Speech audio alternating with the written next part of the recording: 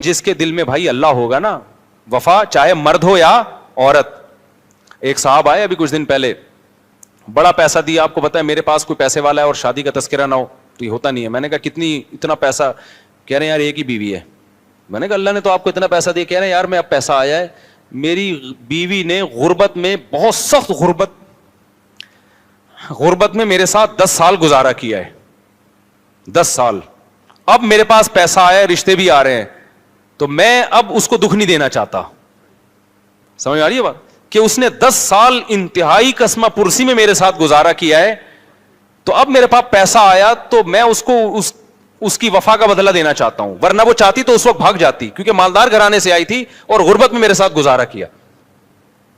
میں نے کہا یار سوچ کیا ہے, بندہ غیرت مند ہے, چھوڑتے ہم پھر بھی نہیں ہیں.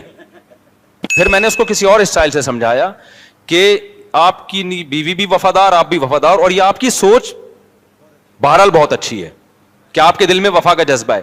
باقی یہ کہ کسی اور طریقے سے پھر ہم نے اس کو سمجھایا.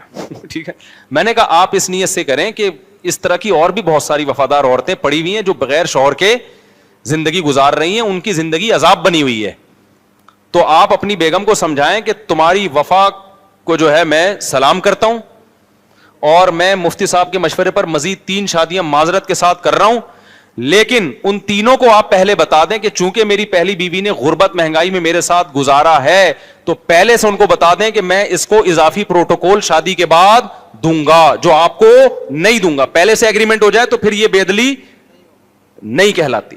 میں نے کہا کوئی پراپرٹی اس کے نام کر دیں آپ, اور بقیہ تینوں کو یا دوسری کو بتا دیں کہ بھائی چونکہ اس نے غربت مہنگائی میں میرے ساتھ گزارا کیا تو میں اس کی وفا کی قدر کروں گا, اور اس قدر کا کہ کوئی اماؤنٹ اس کے نام کر دیں, یا اور اس کو تھوڑا ٹائم زیادہ دیں.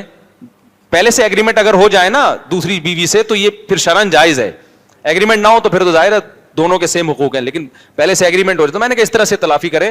وجہ اس کی یہ کہ اس کی ضرورت دوسری شادی کی آپ کو نہیں ہے, اس کی ضرورت ہماری سوسائٹی کی خواتین کو ہیں. تو اگر لوگ اسی طرح رکتے رہیں گے تو پھر مسئلے خراب ہوں گے. ادھر زنا پھیل رہا ہے سوسائٹی میں, نہیں آ رہی بات میرا خیال ہے سمجھ میں, تو چھوڑتے ہم کسی کو بھی نہیں ہے. تو اس لیے تو خواتین بہت غصہ کرتی ہیں کہ یار وہ خوش ہو گئی ہوں گی مفتی صاحب وفا کی باتیں کر رہے ہیں ایک دم, آج تو پہلی دفعہ ہم نے یہ سنا ہے.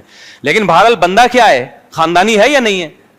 تو وفا جب تک دین نہیں ہوگا میرے بھائی, وفا گئی تیل لینے. صحیح ہے نا, وفا نہیں ملتی کہیں.